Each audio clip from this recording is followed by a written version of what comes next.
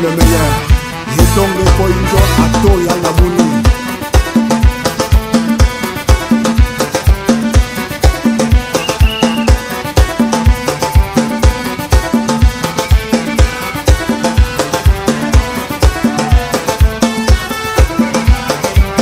My dear children, choose your battle right. Be careful who you choose to go after. This here is no joke. I know that many of you are in the diaspora. Our people say you want to know about the slave. Look at the master. Because the slave will mimic the master. Many of us are taken by that divide and conquer, sick demonic spirits. Let me tell you something. The Europeans, they never liked each other. In fact, all they were doing was killing each other, murdering, fighting, creating wars. They were unbearable. They couldn't see each other. They know that. Even themselves recall. But they figured out that if they continue fighting each other, they're going to fight each other to extinction. They were poor. They were starved. They even, resuming eating dead bodies to survive. You know what brought them together? The hope of finding themselves at the top. The hope of being successful in conquering the richest kingdoms in the world, ransacking their wealth, and taking their people as slaves to build their dream life. Let me say that again. The whole history of America is the history of rich white men telling not rich white people that their enemies are black and brown. It starts in the colonies of what would become the United States. Let's remember, during the colonial period, mid-1600s, there was no such thing as white people. I know some people who are now called white find that shocking, right? Because they think whiteness is real, right? But whiteness was created. Europeans didn't call themselves white. We didn't call ourselves white. We weren't all members of one big happy family. Are you kidding? Have you studied the history of Europe? The history of Europe was about killing each other. That's what we did in Europe. We just killed each other before we figured out there were other people to kill. We just killed each other, right? I mean, that was the history of Europe. The English hated the Irish, right? Northern Italians didn't even think that Southern Italians were Italians. The Germans hated everybody, and everybody hated their ass right back, right? There was no team called white, no race called white, but all of a sudden, in the middle of the 1600s, there was. Why? Why was it suddenly necessary to create this thing called the white race? Well, because rich people can count, that's why.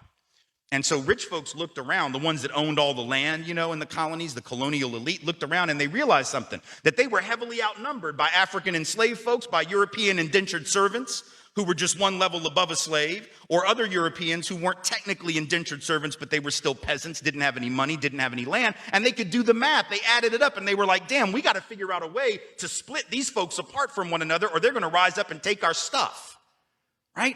Because after a while, these black folks who were enslaved Africans and these quote unquote white folks who were poor Europeans are going to figure out they're all getting played by these rich people. Right? So ultimately, the rich figure out they got to come up with some way to get somebody in that group on their team. The easiest thing is to get the poor Europeans, right? Because at least they look like you. They sort of share some of the customs and the culture. So they all of a sudden create this thing called whiteness, and they say, now you're part of the club. Now we're going to let you testify in court, enter into contracts, vote, at least if you're a man, own a little bit of land, at least if you're a man, right? And we're going to get rid of indentured servitude. No more of that, because you're too good for that. And we're going to take the white men, now called white men, and put them on the slave patrol to keep black people in line. Give them a horse and a gun and a badge and make them feel big and powerful, right? They're still poor. They still don't have anything. They didn't pay the slave patrol well, right? Just exploited them, used them as a buffer between the elite and the other poor folks, particularly poor folks of color. And pretty soon, the rebellions that occasionally happened where black and white got together to overthrow the elite, those stopped. Because the divide and conquer had begun to work, right? You could turn people against each other by telling those poor white folks, they got to keep these black people in line. And so that divide and conquer gets initiated in the colonies. Rich white men telling not rich white people that their enemies are black and brown. Fast forward to the Civil War era. And you have, I'm from the South, right? My people, the elite in my part of the country, right, actually announced that the reason they wanted to break away from the Union and possibly go to war with their brothers and sisters to the north was in order to maintain slavery and white supremacy. They said that at the time. We lie about it now. And we say it had nothing to do with that. But of course, at the time, they didn't have any shame about it, so they just said it openly, right? The vice president of the Confederacy, Alexander Stephens, said that the cornerstone of the new government was the great truth that the Negro was not the equal of the white man. So that's the reason the Confederacy was formed and existed. But here's the trick. If I'm rich and I want to go to war to protect my ownership in other human beings, my property, but you're poor and you don't own any enslaved people, why the hell would you go fight to protect my stuff? Because I'm a rich person. I'm not going to fight. Rich people don't go to war, right? Rich people get poor people to go to war for them, whether it's in 1860 or whether it's during the 1960s or whether it's today, right? Rich folks get doctors to write notes for them that say that they have heel spurs, and that's why they can't go to Vietnam. And if you don't know who I'm talking about, you can Google that shit because he's sitting in the White House right now, right? Well, I can't go fight. I have heel spurs. Send some poor kids to do that for me, please, right? So that's been a long-standing tradition. So the rich have to figure out a way to convince the poor to go fight for them. But that's a hard thing. That's like a hard sell, right? Like, how the hell, why would you do that? Why would you go fight to protect my property rights when you don't own anything? The only way you would do it is if that rich person comes to you and says, hey, listen, you gotta go fight because we gotta maintain our way of life, because if these people get free, they're gonna take your jobs. No, fool, they already got your job. That's how it works, right? Because if I'm white and I gotta charge you $1 a day to work on the farm, but you can get a black person to do it for nothing because you own them, guess who got the job? Free got the job. Right? So in a sense, poor white folks would have been better off joining with black folks to overthrow the slave system. That would have raised the wage floor of all working people. But they got tricked by rich white men telling them that their enemies were black and brown. Fast forward to the 1930s. And you have white labor leaders. They're not even the elite, right? The labor leaders are not the elite, but they're the elite within the labor movement. And even they had fallen for it at this point. So they didn't want to integrate their unions. And they would say things like, well, we can't have black people and Mexicans and Chinese folks in our unions because if we do that, it's going to reduce the professionalism of our craft. We have to maintain the integrity of our profession. No, fool, you need more people in the damn union is what you need. And if you don't let those folks in, guess what happens when you go out on strike? Who is the boss going to use to replace you? They're going to replace you with the very same black and brown folks that you didn't want to work next to, right? And so at the end of and then you're going to blame them for taking your job rather than the white rich dude for giving it to them, right? Divide and conquer, telling not rich white folks that their enemies are black and brown. And now we fast forward to the president. We got the president of the United States becoming president on the basis of that same rhetoric, telling not rich white folks that the reason they don't have a job is because Mexicans took them, right? That's the argument. Keep in mind, there's been a net outflow of Mexican folk from this country, out of this country in the last 10 years. Right now, border crossings and actual in-migration at the lowest level they've been since the 1970s. So anybody who believes that is a damn fool, or somebody who does not understand how to do research on the internet, or someone who doesn't care, right? But he says the reason you don't have a job is those brown folks took it. That reason brought them together. So what does it mean? As long as they are Africans who choose to be stupid, who choose to be sellout, we feeding, to their unity. As long as they will find cracks within our walls, we bleeding and they're sucking that blood. So our division brings them together. This is the spirit of the divide and conquer. We can't live at peace with other nationalities around. We make everybody an enemy because by so doing, we stand a chance of surviving our dysfunction. We know we can't stand each other. We know we hate each other, but it feels better to have somebody else than ourselves to hate. So we're going to create division. We're going to tell them we can never accept them. And as long as we feed them that energy, it gives us a false sense of unity among our broken selves. How many of you recognize yourself in that? I'm tired of seeing videos, why African Americans are leaving Kenya, why Africans are, you guys gonna leave from everywhere you go. Because our children in America, many are infested by that divide and conquer spirit. How many of you know people who came to you sounding like they need rescue? Either from a bad boss, either from, evil family members, either from evil spouse. The minute you start allowing them around you, you start nurturing them, you start building them up, you start just for them to take that energy, that love, that healing, to go and bond with the person who was supposed to be their predator, the person supposedly they were running from. And they make you the enemy. Or now they're confessing each other's undying love. How many of you know people like that? You take them near you. It's just for them to start grouping around you. Well, this is the specialty of our children in America. So I'm tired of seeing video, the reason why we don't care, the reason why you're leaving. If you go to Africa and do that divide and conquer, it won't work. It won't work. The all against us. The world against us. You could find them killing each other. The minute Africans come in the midst, they're grouping. Oh, no, we can't be around them. They're the enemy.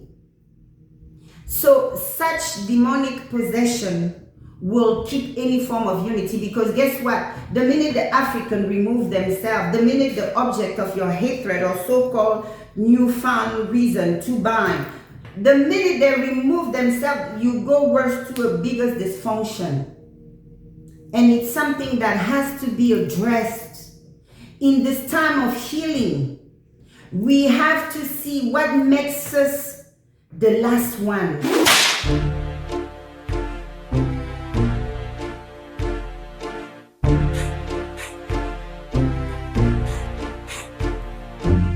Cash Money Records taking over for the 99 in the 2000. Girl, you really go back in.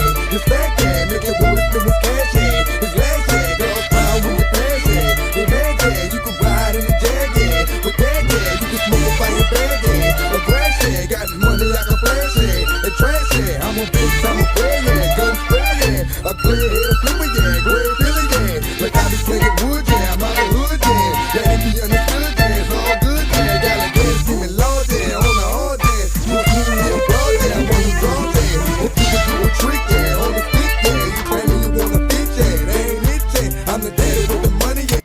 Because the Mundeles, they have the confidence that they can recruit traitors among us at any time. They're not that big of monsters as we believe them to be. All these people that they are now having respectful relationship with, do you think they started like that? Now they're respecting India. India was just like Africa under their occupation. But India understood that we can't be feeding them the strong one of us. We can't stand on our own way of liberation. But our children, especially the one enslaved by the Americans, they have that spirit. You try to put a group together with them, they're going to group on you. They're even going to find, they will activate, unbeknownst to you, they activate people in your group to come after you and fight you. You don't even know that they're the one behind it until everything becomes obvious. So in this time, in this day and age, whatever hatred you have occulted, you have hidden against Africans will lead you to destruction if you don't let it go. As your queen, whether you consider me one or not, that's beside the matter. Tatans may send me to do a job, and our ancestors are witness. I warned you guys with that spirit, that evil thing you do. The minute you get around Africans, whoa, now they're confessing each other and dying dysfunctional love. The minute you get around the Latinos, whoa, is the world against us. The minute you won't go anywhere in life with that. We need to start healing. C'est pas patient, qui va me succéder. Ici y'a pas ta les douloureux. Oh Tatanza, veille sur moi, oh. Mais qui va me succéder. Ici y'a pas ta les douloureux. Oh Tatanza.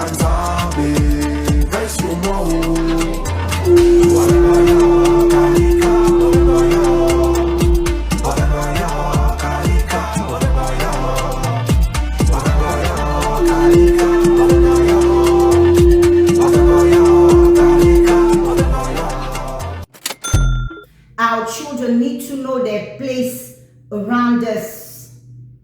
That dysfunction you get from the master, look how the world is pushing them around. It comes a time where people say enough is enough. And when they turn their back on you, you're done. Because Africans, we're not going anywhere. Don't come around us thinking you can lecture us in anything. We may be poor. One thing we don't lack is wisdom. You have no lecture to give to us. If we're going to live together, we will work together.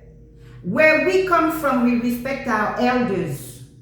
Okay? No matter how many degrees you have, no matter how much you think you know, political science or whatever you have degrees in. I saw Umar Johnson going on a rampage, trying to lecture our fathers on the continent, trying to tell them what to do. These are people who couldn't even keep themselves free. These are people who let the master divide them to a point of no return. Our children in America were not even able to get together and create a language like a patois, like the other ones of our children. They have their languages, they call Creole. The Creole is like, they at some point got together, used different words from different languages, and came together with a language that only them understood. Our children in America, what did they do? Betray. They be going on payroll to betray each other.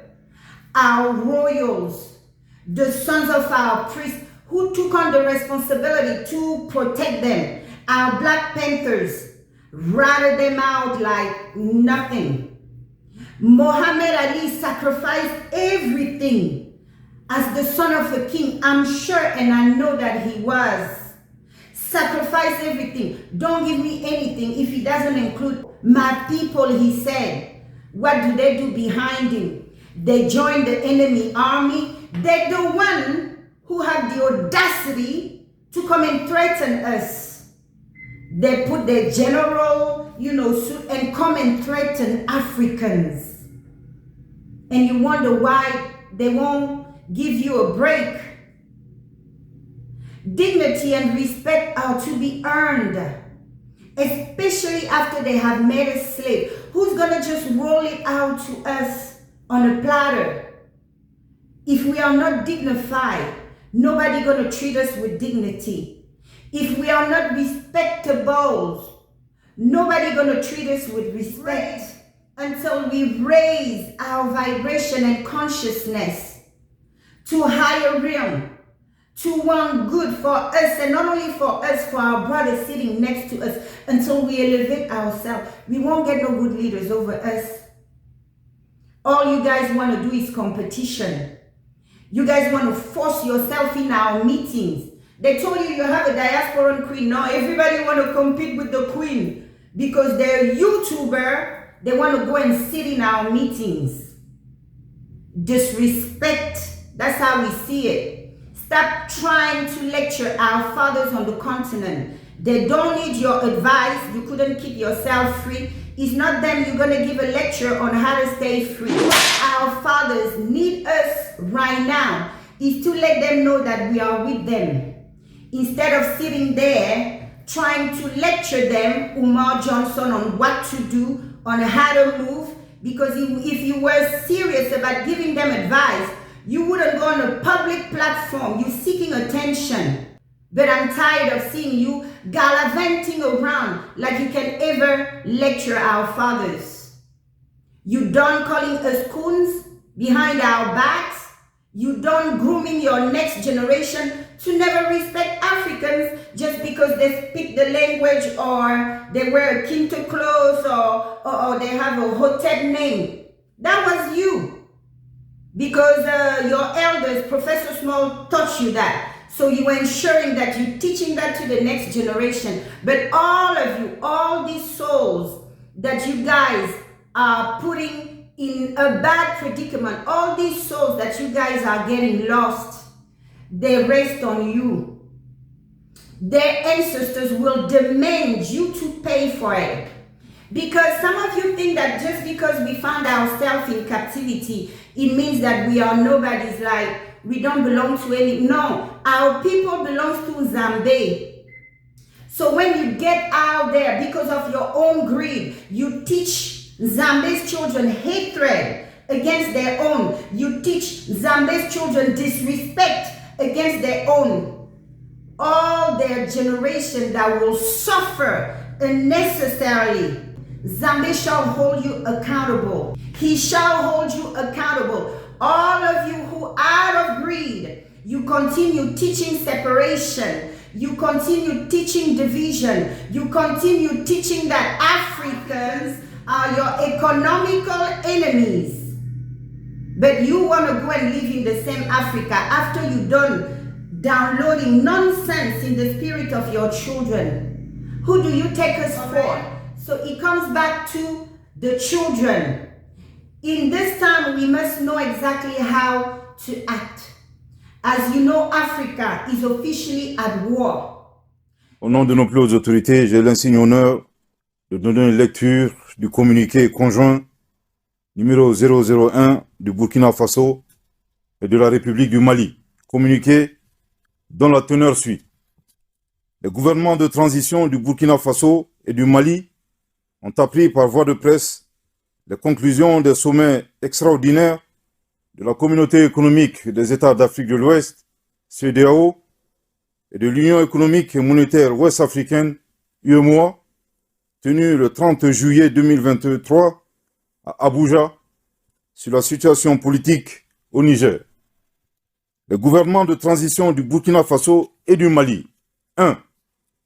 Expriment leur solidarité fraternelle et celle des peuples burkinabés et maliens au peuple frère du Niger qui a décidé en toute responsabilité de prendre son destin en main et d'assumer devant l'histoire la plénitude de sa souveraineté. 2. Dénonce la persistance de ces organisations régionales à prendre des sanctions aggravant la souffrance des populations et mettant en péril l'esprit de panafricanisme. 3. Refuse d'appliquer ces sanctions illégales, illégitimes et inhumaines contre le peuple et les autorités nigériennes. 4. Avertissent que toute intervention militaire contre le Niger s'assimilerait à une déclaration de guerre contre le Burkina Faso et le Mali. Je répète. 4.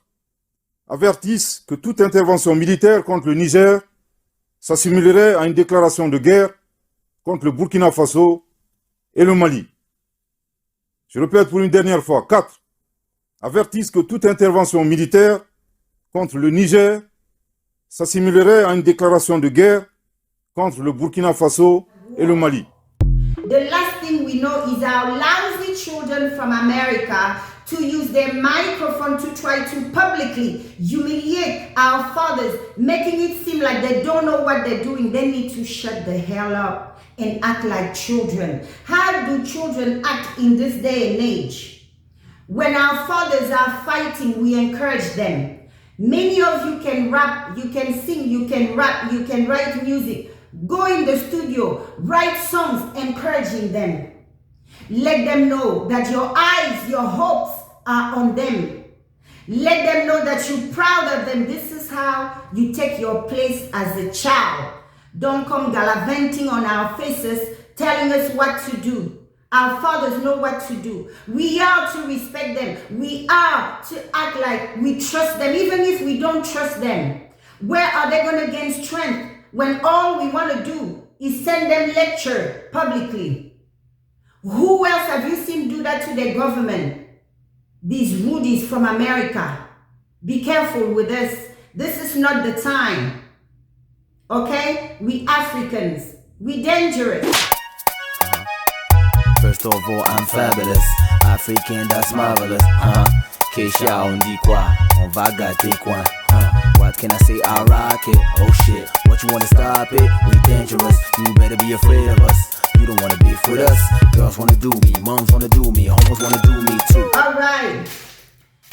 So that was it. That's what you guys need to do for our fathers on the continent. Write songs, write poems, encourage them. It doesn't matter, even if it's in English, they have translators, but they want to see the love coming from the diaspora. And this message doesn't just stop to the ones in America. Los afro-latinos, a los afro-latinos también. A los que miran mis videos, sepan que África está en guerra. La situación de Níger, ya decidieron de ir en guerra con África. Lo que necesitamos hacer es unirnos. Tenemos que andar así juntos, levantar la voz, levantar las oraciones, pedirle al Dios de nuestros ancestros que nos ayude, porque la victoria de África es la victoria de todos ustedes. Así que por favor, los que cantan, que se pongan a cantar, escribir canciones, ¿ok? Diciéndoles a nuestros padres allá en el continente que estamos orgullosos de ellos y que les damos ánimo. Todo eso es para nosotros. Same thing with our francophones, our children from Haiti. My dear children, I don't speak your Creole, but I know you speak French. Il faut célébrer nos papas qui sont au Niger, nos papas qui sont au Burkina, nos papas qui sont au Mali. Vous devez les élever. Vous comprenez? Vous devez écrire des chansons, écrivez des chansons, encouragez nos papas. Vous êtes leur espoir. Ça va leur donner courage. Ok, nos Haïtiens, Martinique, Guadeloupe, Saint-Barthélemy, écrivez des chansons, encouragez nos papas, faites des vidéos, chantez pour eux, dansez pour eux. Okay? So basically that was it. My dear beautiful and amazing children, we have to defeat that spirit of divide and conquer. When we apply the divide and conquer, we act like gangsters. There's nothing attractive about it. People who just give blind loyalty, grouping. It means that you're a group of people without substance. All right? You know, you don't want to know the people on personal level. We want to operate as a gang. This is a European survival of the fittest thing. They need us to be at war among each other for them to survive. And I think our people have suffered enough. So kill that. If you're going to have that mentality that, oh, you go around people just to group on them, you remove people from around them, that's not ethical. People who act like that are thieves. People you allow in your circle, they befriend your friend and run away with all your friends. These are thieves, low lives who move like that. We are royalty. Those of you who have royal blood running through your veins, you know exactly what I'm talking about. When we rub shoulder with low lives, we have to check them. This is the age of the Aquarius, the age where all faulty foundations are meant to be shook and broken down. Okay? Fake friendships, fake marriages, fake partnership, fake companies, fake everything. This is the time. Tatan Zambe said, we shall heal, rise, and be respected again, and be dignified, and be healed. I don't know about you, but I can't wait to enter into that era. All right? So, my dear children, until next time, peace, love, and unity.